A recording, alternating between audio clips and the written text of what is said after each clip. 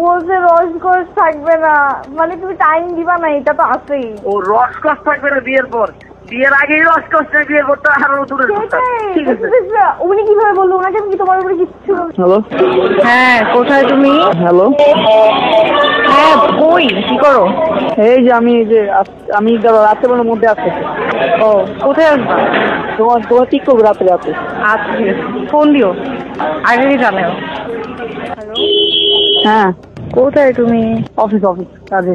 অফিসে গাড়ি চালাও? না অফিস। আচ্ছা তো এখন কি করবো বলো একটু। কি করবো মানে বুঝিনি। মানে আজকে দেখা করবেন আমার সাথে একটু? রাত্রে না, আমি মানে মাত্র ইন্টারকন্টিনেন্টাল থেকে বেরোচ্ছি। হ্যাঁ, আমার কথা হচ্ছে আমি আসতে পারবো, কোনো সমস্যা নেই, কিন্তু আমি একটু ড্রাঙ্ক। প্রবলেম হবে? না সমস্যা কি? আচ্ছা ওই কথা বলতে পারো না, ওইটা বাইকাবা।